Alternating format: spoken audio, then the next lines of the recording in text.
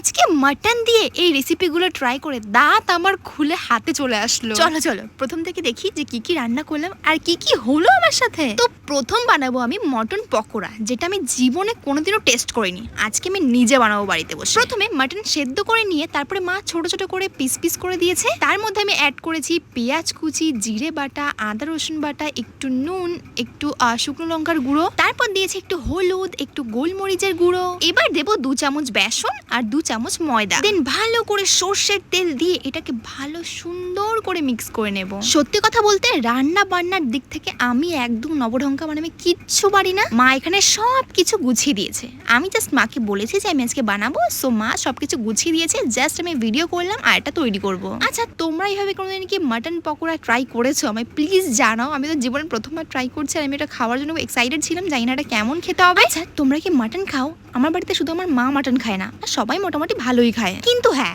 মা এটা জানে না যে মা কেন মাটন খায় না। ছোটবেলা থেকে কোনোদিন টেস্ট করেনি, তাই এখন আর টেস্ট করতেও চায় না। আর তাই আমরা বাড়ির লোক কেউ ওনাকে জোর করি না। অনেকবার আগে বলেছি যে প্লিজ একবার ট্রাই করে দেখো, যদি ভালো না লাগে দেন কোনোদিনও খেও না। কিন্তু ওনাকে হাজারবার বলেও আমরা সেটা করাতে পারিনি, তো এখন আর খায় না। এখন তাই আমরা কেউ জোর করি না।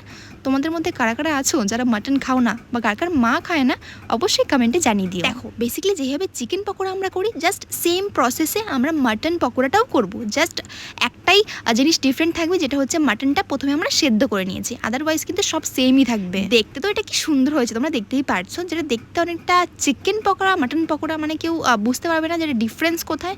আর খাওয়ার সময় প্রথম যখন আমি বাইট নিয়েছি, আমি জাস্ট এটাই ফিল করছিলাম যে এটা কি আদেও মাটন, পুরো চিকেনের মতনই লাগছিল। চিকেনের ব্যাপারটা কি হয় বলো তো, জাস্ট নরম থাকে মাংসটা, কিন্তু মাটনের দিক থেকে একটু শক্ত শক্ত ছিল মাটনটা ভেতরে। কিন্তু আমার সত্যি কথা বলতে পকোড়াটা সত্যি ভালো লেগেছে। আমার অনেকটা চিকেন পকোড়ার মতনই লাগছিল। কিন্তু দ্বিতীয় জিনিসটা প্রচন্ড বাজে হয়েছিল, দাঁড়াও শেয়ার করছি। আগে এটা ভালো করে কমপ্লিট করে খেয়ে নিই, দেন চলো সেকেন্ড রেসিপিটা ট্রাই করা যাক।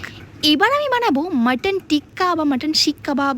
সো কোনটা হয় তোমরা দেখে তারপরে আমায় জানাও। প্রথমে মাটনের পিসগুলো মা ভালো করে সেদ্ধ করে নিয়েছে। এর মধ্যে আমি দিচ্ছি আদা রসুন বাটা, পেঁয়াজ বাটা, জিরে বাটা, নুন আর একটু কাশ্মীরি লাল লঙ্কার গুঁড়ো, আর দেবো গোলমরিচের গুঁড়ো আর টক দই। দেন সর্ষের তেল অল্প দিয়ে ভালো করে এটাকে মিক্স করে দেবো। হ্যাঁ, জাস্ট এই কটা জিনিস এটা এমনভাবে মিক্স করবো যাতে পুরো যেন মশলাটা একদম যেন মাটনের গায়ে ভালো করে লেগে যায়, যেন গলে গলে না পড়ে, এটাই হচ্ছে কথা। এবার দেখো, তোমরা হয়তো অনেকেই জানো যে এটা আমি অনেকদিন আগে কিনে রেখেছিলাম ঘরে কোনো এরকম রেসিপি বানানোর জন্য, বাট সত্যি এরকম ট্রাই করার সুযোগ হয়নি বাড়িতে।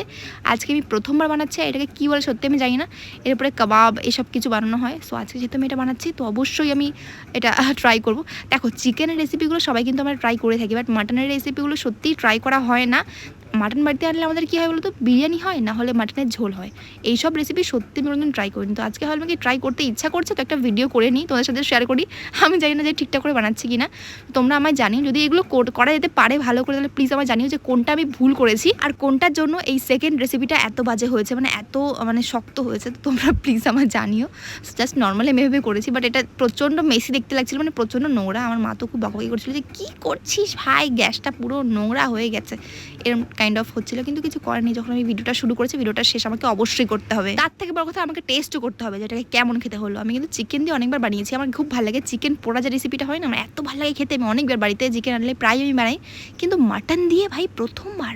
তো চলো দেখো, এদিকে কথা বলতে বলতে হয়েও গেছে প্রায়। এবারে মাটনের পিসগুলো বাড়িতে আমি তুলে নিচ্ছি, কিন্তু গ্যাসের উপরটা প্রচণ্ড বাজে হয়েছিল। এটা পুরোপুরি পোড়া পোড়া হয়ে গেছিলাম, জানি না ভিতর দিকে হয়েছে কিনা, বাট উপর দিয়ে মনে হচ্ছিলো যে হয়ে গেছে, কারণ পুরো পুড়ে গেছে। এর থেকে বেশিক্ষণ রাখলে না মনে হবে কি পুরো, মানে কি বলবো, মানে কয়লা উঠাচ্ছি, এরকম ব্যাপার হয়েছে। দেখতে প্রচণ্ড বাজে, মানে দেখেই প্রথমে ভক্তি আসছিল না। দেন আমি হাত দিয়ে এটাকে ছেঁড়ার চেষ্টা করছিলাম। আমার হাত কীরকম কাঁপছে তোমরা দেখো, মানে কতটা তাহলে প্রেশার লাগাচ্ছে এটা ছেঁড়ার জন্য।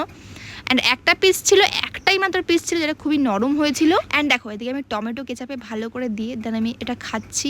আর এটা আমি দাঁত দিয়ে টেনে, আমি প্রথমে কাটতে পারছিলাম না, ছিঁড়তেও পারছিলাম না, মানে কি বাজে অবস্থা ভাই, এটা কি হয়েছিল। মানে মা তো ভালো করে সেদ্ধ করে দিয়েছে, তারপর এরকম ভেতরে নরম হয়নি কেন আমি সত্যি বুঝতে পারছিলাম না। তোমরা কারা জানো যে কি করলে এরকমটা হবে না, মানে কোনটা আমরা মিস্টেক করেছি, আমাকে প্লিজ কমেন্ট করে জানাও। গাইস, তোমাদের একটা সিক্রেট কথা বলবো, যে এটা সত্যি ভাই খেতে ভালো ছিল, বিশ্বাস করো। দাঁত দিয়ে টেনে ছিঁড়তে পারছিলাম না। আমার ভাই বাবা সবাই খেয়েছে, সবাই একটু কষ্ট করে খেয়েছে, কিন্তু খেতে বেশ টেস্টি লাগছিল সত্যি কথা বলতে। আরে কোথায় যাচ্ছো, পেজটাকে ফলো করে যাও।